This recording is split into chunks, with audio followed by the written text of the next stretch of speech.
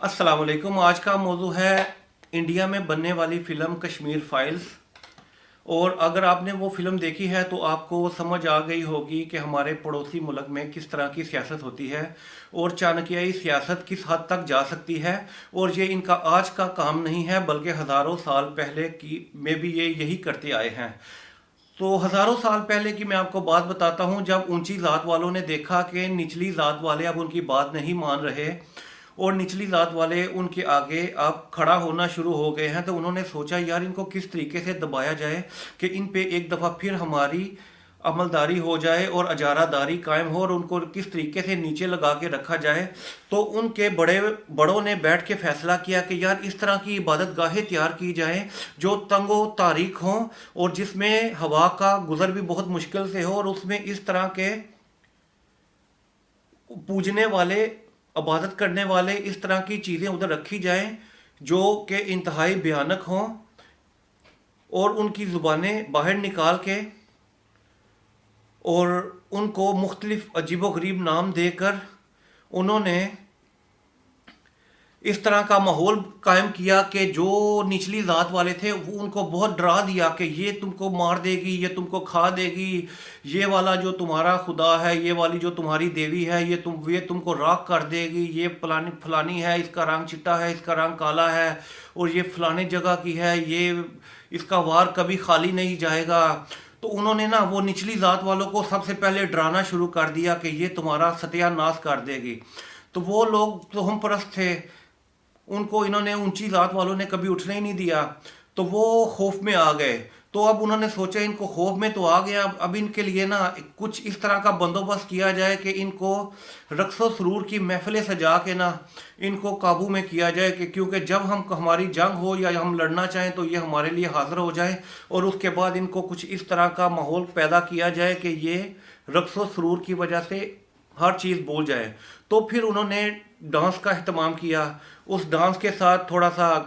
Music का अहतमाम किया कि शाम को जब निचली ज़ात वाला थका हारा आता या जंग से वापस आता तो उसके लिए नाच गाने का प्रोग्राम किया जाता और 7 अंग लहरा कर ठुमका कर उसको राम कर लिया जाता। एक तरफ तो उन्होंने नाच गाने का बंदोबस्त करके उसको राम किया और दूसरी तरफ उन्होंने उसको खौफ दिलाकर जहनी मरीज बना दिया, जहनी तौर पर उनको उनकी हिम्मत तोड़ दी। तो ये आज का काम नहीं, ये हज़ारों साल पहले ये चाणक्यी सियासत जो चली आ रही है, ये अब किसी से डकी छुपी बात नहीं है। और कश्मीर फाइल्स में जिस बोंडे तरीके के साथ इन्होंने ये बात का प्रचार किया है कि मुसलमान जुल्म कर रहे हैं और मुसलमानों ने जुल्म के साथ ये हुकूमत छीनने की कोशिश की है, तो आपको पता ही होगा कि कश्मीर में आबादी मुसलमानों की थी और इसमें हुक्मरान गैर मुसलमान था। तो इन्होंने उसको बुनियाद बनाकर के हुक्मरान गैर मुसलमान है, इनको अपने साथ शामिल कर लिया, जबकि हैदराबाद दक्कन में हुक्मरान मुसलमान था और रियाया हिंदू थी। तो उन्होंने उस जवाब बना कर के रियाया हिंदू है, ज़्यादा तादाद में है, तो इन्होंने उसको अपना मुल्क का हिस्सा बना लिया और कश्मीर का हुक्मरान जो गैर मुस्लिम था और रियाया ज़्यादातर तादाद में मुसलमान थी, उसको इस दौर पर अपने मुल्क में शामिल कर लिया, जो इनकी दो रुखी सियासत है। इसे आप बखूबी समझ गए होंगे। और जहाँ तक इनकी बात है कि ये मज़हब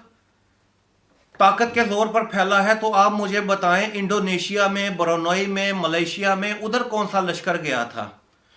उधर कौन सा लश्कर गया था जिसने उधर जाके उनको कत्लो गारत किया, लश्कर लेके गया? वो सब तो इस्लाम की तालीमात से मुसलमान हुए थे ना। अब अगर हम इंडिया की बात करें तो इंडिया में इस वक्त 1.25 अरब की आबादी है। अगर हम इतने ही जालिम होते उस ज़माने के भी मुसलमान, तो वो इनको हिंदू रहने देते? अगर वो तलवार के जोर पे इस्लाम फैला था तो इंडिया में इस वक्त एक भी हिंदू ना होता। अगर हम थोड़ा सा आपको दूर ले चलते हैं, यूरोप के मुल्क स्पेन में, उधर 800 साल मुसलमानों ने हुकूमत की, और अगर आज के हालात देखें तो उधर आपको बहुत कम या एक आध ओरिजिनल मुसलमान मिलेगा स्पेन का। अगर मुसलमान उधर 800 साल हुकूमत करने के बाद नापैद हो चुके हैं, तो आप खुद सोचें, अगर वो इतने ताकत के जोर पे गले काटने की वजह से मुसलमान किया होता लोगों को, तो उधर एक भी ईसाई बाकी ना रहता, और हिंदू, एक भी हिंदू इस वक्त हिंदू ना होता, बल्कि उसको ज़बरदस्ती मुसलमान बना लिया गया होता। 1000 साल का अरसा मुसलमान हिंदुस्तान में रहे हैं, तो वो कम टाइम नहीं था। ये अगर मुसलमान हिंदुस्तान में या उधर स्पेन में या इंडोनेशिया में, ब्रुनेई में, मलेशिया में अगर कोई मुसलमान फैला है, तो वो मुसलमान उनके इखलाक से हुआ है, ना कि तलवार के ज़ोर से और ना तलवार की ताकत से, जैसा कि इस फिल्म में इन्होंने साबित करने की कोशिश की है। और जहाँ तक बात है कश्मीरी पंडितों पे जुल्म सितम की, तो मैं खुद एक कश्मीरी हूँ। मेरे आबा व अजदाद कश्मीर राजौरी से हैं, और हम पे जो जुल्म हुआ है उसको वो अगर मैं आपको बताऊंगा तो आप सोचने पे मजबूर हो जाएंगे कि ये चाणक्याई सियासत जिसका ये प्रचार कर रहे हैं, ये कितनी गंदे तरीके से, कितने भोंडे तरीके से ये लोगों का जहन बना रहे हैं। 7th जनरेशन वार का जिस तरीके से ये इस्तेमाल किया है इन्होंने, ये बहुत ही गंदा और नाकाबिले कबूल सिस्टम है जो ये लोग अपने मुल्क में चला रहे हैं। आपको मैं बताऊं, जब अमेरिका का वजीर खारजा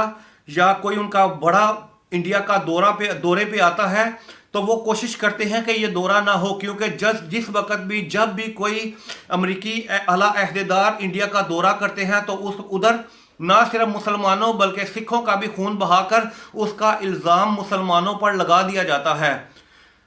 और इसकी मैं आपको कई मिसालें भी दे सकूँगा जो उन्होंने अपनी किताबों में इसका जिक्र किया है कि जब हम इंडिया का दौरा करने वाले होते हैं या इंडिया का दौरा करते हैं, तो उधर आगो खून का बाजार गर्म कर दिया जाता है। और कुछ साल पहले उन्होंने इंडिया में सिखों को बेदर्दी से शहीद करके उनको मारकर, जिस तरह इन्होंने अमेरिका की हिमायत हासिल करने की कोशिश की थी, ये किसी से ढकी छुपी बात नहीं है।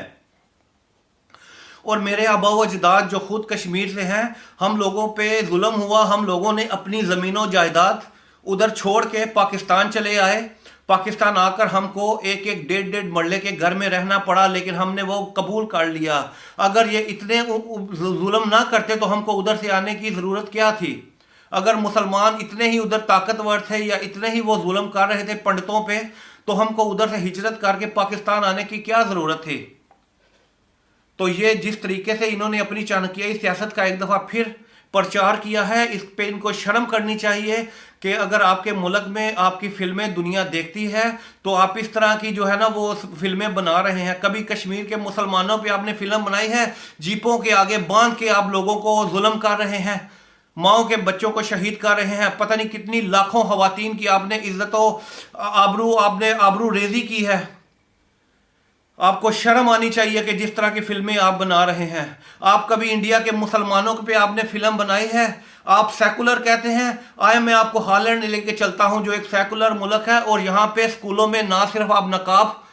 और सर पे हिजाब पहन सकते हैं, बल्कि आपको उधर स्कूलों के अंदर आप नमाज भी पढ़ सकते हैं। आप सेकुलरिज्म के दावेदार बनते हैं, जो कि सरासर झूठ है। आप इतने सेकुलर हैं कि आपके मुल्क में ना तो कोई उधर गाय का गोश्त खा सकता है और ना कोई सोच सकता है। आप मुसलमानों पे सिर्फ ये इल्ज़ाम लगा करके इनके पास से गाय की खुशबू आ रही है, इन्होंने गाय को ज़बह किया होगा, आप उनको शहीद कर देते हैं। आप बड़े बड़े बुजुर्ग लोगों को पकड़ के उनकी दाढ़ियों से पकड़ के उनको जुल्म करके उनके गले काट रहे हैं, जिसकी वादे मसाले यूट्यूब पे आप 1001 देख सकते हैं। मैं खुद कश्मीरी हूँ और मैं खुद देख रहा हूँ कि हमारे आबा व अजदाद जो वापस जाने के लिए आए थे, वो आज भी इसी सोच में है कि कब कश्मीर में अमन व सुकून और हम वापस जा सकें, क्योंकि हमारा मुल्क तो वही है। हमारा बेशक हम पाकिस्तानी मुसलमान, पाकिस्तानी और कश्मीरी हैं, लेकिन जब भी सुकून होगा हमारे आबा व अजदाद जिनकी कब्रें उधर हैं, वापस हम जाएंगे। और जिस जुल्म सितम का ये जिक्र कर रहे हैं, अगर ये इतना ही होता तो 1000 साल मुसलमानों ने उधर हुकूमत की, इनका नामो निशान भी मिट चुका होता। ना ही इनकी किसी इबादत गाह को नुकसान पहुंचाया गया, और ना ही इनके किसी मंदिर और ना किसी कलीसा को उस ज़माने में नुकसान पहुंचाया गया। और क्योंकि उस ज़माने में आप देख लें, ना तो उस ज़माने में अमेरिका था, ना यूरोप था, ना कोई और था, उसके बावजूद मुसलमानों ने रवादारी का सलूक कायम करते हुए इनकी इबादत गाहों का मुकम्मल तकद्दस का एहतराम किया, और इनको पूरी मजहबी रवादारी اور پورے مذہب کو اختیار کرنے کا ان کو اختیار تھا، تبھی تو یہ 1.25 ارب لوگ ہو چکے ہیں۔ اگر مسلمان اتنے ظالم ہوتے تو یہ اتنی تعداد میں ہو سکتے تھے؟ آپ سوچ لیں، اب 2-4 سال ہوئے ان کو پاور ملی ہے، اور ابھی 50 سال بھی نہیں ہوئے انہوں نے جو حال اپنے ملک کا، اپنے ملک میں رہنے والے باشندوں کا کر دیا ہے، کشمیریوں کا کر دیا ہے، ناگا لینڈ میں اور دوسرے جگہوں پہ انہوں نے جو سلوک کیا ہے، 50 سال بھی نہیں ہوئے انہوں نے۔ آپ دیکھ لیں کہ آپ نے ان کا نام و نشان تک ختم کرنے کے چکر میں ہے۔ کشمیر میں انہوں نے ڈیموگرافی تبدیل کرنے کی کوشش کی ہے۔ جو 1000 سال ادھر رہے ہیں انہوں نے تو یہ کام نہیں کیا، لیکن انہوں نے 8-10 سال ہوئے نا ان کی حکومت میں آئے ہوئے، یہ بی جے پی کی، انہوں نے کشمیر میں ڈیموکریسی تبدیل کر دی ہے کہ غیر ہندو بھی، کشمیری بھی ادھر آ کے پلاٹ لے سکتا ہے۔ تو آپ خود سوچ لیں کہ کون سچ ہے کون جھوٹ بول رہا ہے، اور کم از کم ان کو شرم آنی چاہیے کہ تاریخ کو یہ غلط انداز میں بیان کر رہے ہیں۔ اب میری التماس ہے پاکستان کے ارباب اختیار سے کہ پاکستان کی فلم انڈسٹری جو کہ اتنی اچھی اور بہترین تھی، ندیم، بابرہ شریف اور مصطفیٰ قریشی، جب تک یہ اردو فلمیں بناتے رہے، اتنی اچھی طریقے سے بنا رہے تھے، پھر انڈیا نے سوچا کہ یار یہ ان کے فلم انڈسٹری کو خراب کرنا چاہیے، اور انہوں نے پھر ہماری فلم انڈسٹری کو خراب کیا۔ ہمارا سٹیج جو کہ بہت اچھے طریقے سے اپنا عوام کا ذہن بنا رہا تھا، انہوں نے اس کو فحاشی کی طرف لے گئے۔ اور ہمارے ارباب اختیار کو چاہیے کہ ان 2 چیزوں پہ قابو پا کر ہم انڈیا کا مقابلہ کر سکتے ہیں، ایک تو فلم انڈسٹری کو واپس اردو زبان میں لا کر،